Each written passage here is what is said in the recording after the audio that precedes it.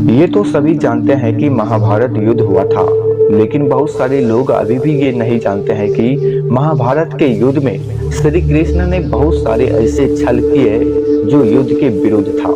आज हम आपको श्री कृष्ण के छल के बारे में बताने वाले हैं, जो बहुत सारे लोग नहीं जानते हैं। अगर महाभारत के युद्ध में श्री कृष्ण यह छल नहीं करता तो पांडव कभी भी विजयी नहीं होता। तो चलिए जानते हैं श्री कृष्ण ने वो 5 छल क्या किया जिससे पांडव विजयी हुआ, और श्री कृष्ण के 5 छल के बारे में जानकर आपका होश उड़ जाएगा। महाभारत युद्ध को धर्म युद्ध कहा जाता है, लेकिन इस धर्म युद्ध को जीतने के लिए पांडवों को कई ऐसे काम भी करने पड़े जिससे धर्म अनुसार उचित नहीं कहा जा सकता, और इसमें सबसे बड़ी भूमिका श्री कृष्ण की रही। श्री कृष्ण ने न्याय और सत्य को जिताने के लिए धर्म की अपनी परिभाषा गढ़ी और ऐसे चाल चले जिससे पांडवों को युद्ध में विजय की प्राप्ति हुई। श्री कृष्ण ने सबसे बड़ा छल किया तब जब कर्ण कौरव सेना का सेनापति बना और अर्जुन से युद्ध करने के लिए आया। कर्ण के रथ का पहिया जमीन में धंस गया, जिससे निकालने के लिए कर्ण ने अपने धनुष बाण रख दिया। निहत्थे कर्ण को देखकर श्री कृष्ण ने अर्जुन को कर्ण वध के लिए उकसाना शुरू किया और दिव्य शास्त्र चलवा दिया। क्षण भर में कर्ण का अंत हो गया।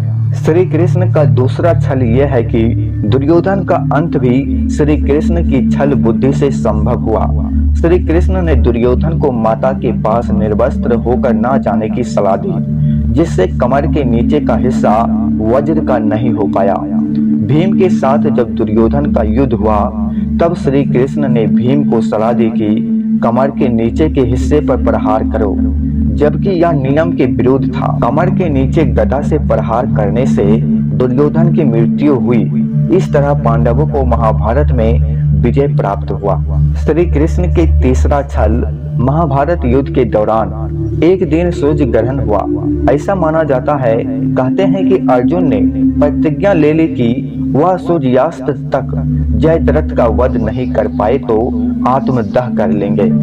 अगर ऐसा हो जाता तो पांडवों की हार हो जाती।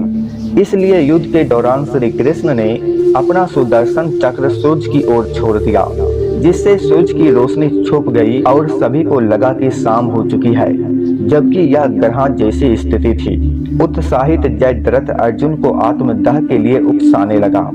इसी बीच श्री कृष्ण ने अपना चक्र सूर्य की ओर से हटा लिया और सूर्य निकल आया।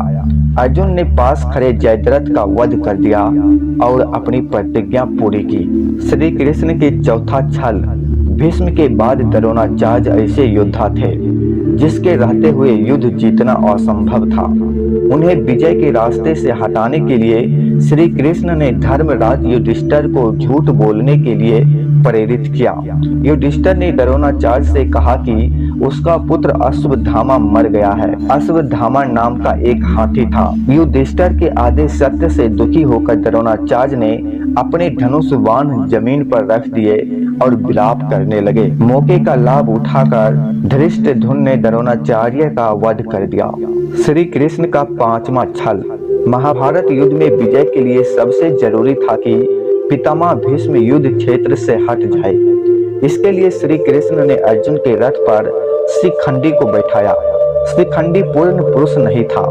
भीष्म उन्हें स्त्री मानते थे क्योंकि वह पूर्ण जन्म में अम्बा थी। भीष्म की प्रतिज्ञा थी कि वह स्त्री पर हथियार नहीं चलाएंगे।